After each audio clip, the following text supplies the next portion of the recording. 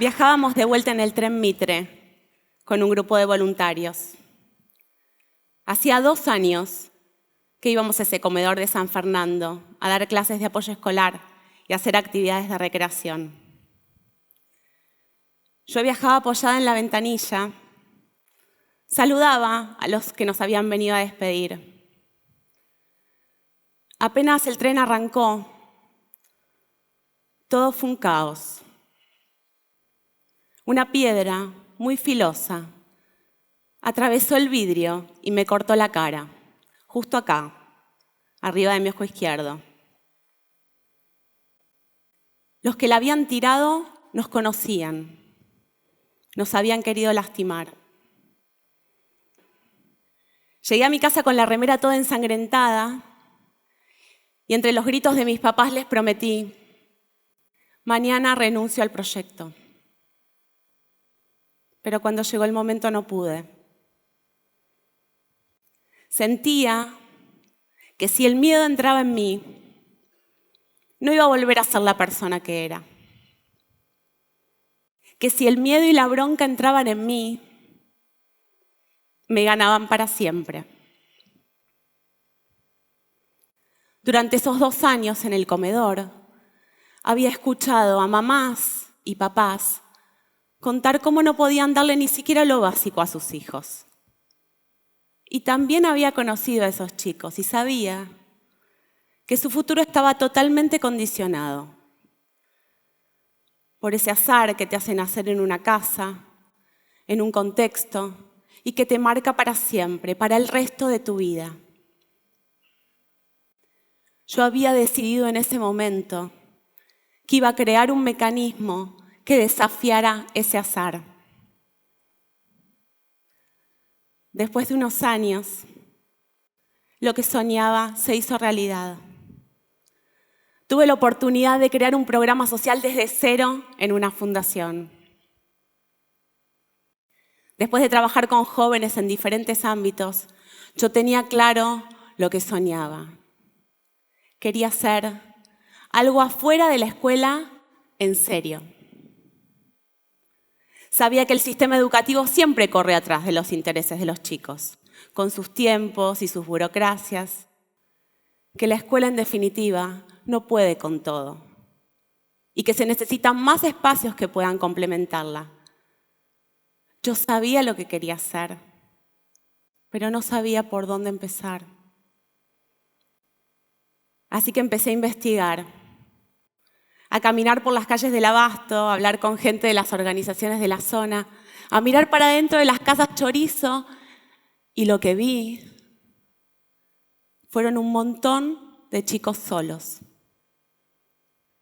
Horas y horas solos. Como si fuera un enigma, ahí encontré el primer dato. Necesitamos un lugar, un espacio que sea de ellos, pero donde podamos acompañarlos. Después, armamos un equipo interdisciplinario con gente que venía de la tecnología, de la recreación, del trabajo social. Todos tenían mucha experiencia en lo suyo, pero coincidíamos en que queríamos hacer algo nuevo, algo que tuviera mística, que tuviera magia, algo que tuviera amor. Después de planificar y analizar por meses, montamos el espacio físico en una casa de 2 plantas, en la esquina del pasaje Celaya, en el Abasto, llena de luz natural. Así nacía Puerta 18, un programa social extraescolar y gratuito de creación artística, científica y tecnológica para chicos de 13 a 18 años. No tenía sentido sentarnos a esperar a que los chicos llegaran, así que los fuimos a buscar. Llevábamos computadoras, cámaras, robots. Nos metíamos adentro de los recreos de las escuelas medias de la zona y les contábamos una idea. Los invitábamos a venir. Uno de los primeros en llegar fue Agustín, que tiraba chasquibum en la calle cuando me acerqué a hablarle. Me contó que tenía 14 años, que le gustaba la música, los videojuegos. Lo invitamos a conocer el espacio y le contamos la propuesta. Descubrir vocaciones y talentos usando tecnología. Él nos miró con ojos enormes, pero no dijo nada, porque de hecho no sabía hacer ni lo más básico con la computadora. Nos dimos cuenta rápido que enseñarles iba a ser solo una parte, que teníamos que poder enseñar y contener a la vez. Nos corrimos rápido del modelo de programa social en donde esto está totalmente separado, donde el que trabaja las problemáticas sociales está por uno y el que tiene los contenidos y los comparte está por el otro. Nosotros queríamos hacer todo a la vez. Y el acompañamiento con tarea se transformó en nuestra propia y única manera de hacer. Con el tiempo, el número de chicos empezó a crecer y retomábamos con más fuerza nuestra idea original. Descubrir vocaciones, sin condicionamientos. Que el talento y el esfuerzo fueran la única clave. ¿Cómo puedes saber si lo tuyo es la animación o la robótica o los efectos especiales? Todavía existen muchas disciplinas que no son de tan fácil acceso. Necesitas una persona que te enseñe y una infraestructura tecnológica para poder aprender. Empezamos a desarmar cada disciplina, contenido por contenido, incorporándole juegos, dinámicas, haciendo fácil lo difícil y asegurándonos que todos, absolutamente todos, pudiesen aprender y probar. Y Agustín siguió viniendo, hasta que un día se sentó muy serio, con los brazos cruzados, y nos dijo: ¿saben qué? No me pregunten más qué tengo ganas de hacer. ¿Por qué no me dicen lo que tengo que hacer y listo? Fue como un baldazo de agua fría. Porque en nuestra ingenuidad creíamos que una vez creado el espacio, un montón de chicos se iban a acercar con ideas y proyectos y que nosotros solamente les íbamos a mostrar herramientas para poder comunicarlos. Pero nada de eso pasó. No le pasó a Agustín y no le pasó a un montón de chicos que vinieron detrás de él. Decime lo que tengo que hacer. A partir de ese momento, nuestro trabajo se concentró en una sola cosa: despertar el interés. Despertar el interés.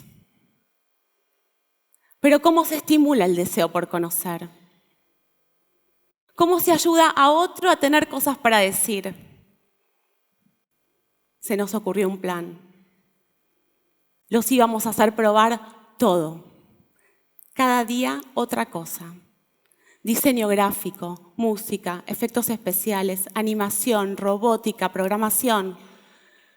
Con actividades que iban desde lo más sencillo hasta lo más complejo. Desarrollando ideas de otros hasta que las propias puedan aparecer. En ese entonces nacieron los Padawans. Los llamamos así en honor al aprendiz del Jedi de la película La Guerra de las Galaxias. Los Padawans son los chicos más grandes, los que tienen más conocimientos y ganas de compartir lo que saben. Ellos traen ideas, lideran equipos. Ser Padawan es un honor. Es algo que uno se gana y todos los demás reconocemos. Y fueron un verdadero hallazgo a la hora de encontrar herramientas para despertar el interés en otros chicos. Con el tiempo, el pequeñito programa se convirtió en una verdadera comunidad de aprendizaje experimental, del que ya participaron más de 2.500 chicos.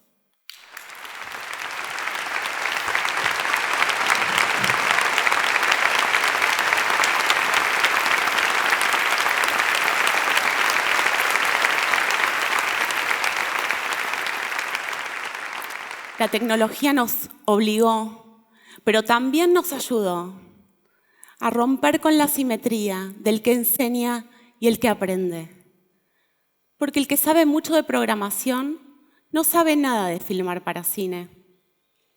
Desarmamos el modelo del que explica y el que escucha y lo transformamos en un círculo, en donde todos enseñamos y todos aprendemos, donde todo el tiempo se escucha decir probemos juntos, porque de verdad nadie tiene la respuesta de la mayoría de las cosas con las que experimentamos. Los primeros chicos que habían llegado al programa cumplían 18 y seguían participando. Fue una oportunidad, pero también fue una decisión empezar a trabajar con la franja de edad de 18 a 24 años, que nos metió de cabeza en el mundo del trabajo y la inserción laboral y nos desafió a ampliar nuestro equipo, nuestro trabajo y nuestro alcance. Para darles solo un dato, en el año 2014, en Argentina, en el sector de tecnología, quedaron más de 10.000 puestos vacantes. Y se calcula que este año la cifra va a ser del doble. Ahí está otra vez. La posibilidad de acercarlos a oportunidades valiosas, transformadoras. El desafío no es solamente que ellos puedan trabajar, sino que puedan hacerlo en los trabajos que ellos eligen y en puestos calificados.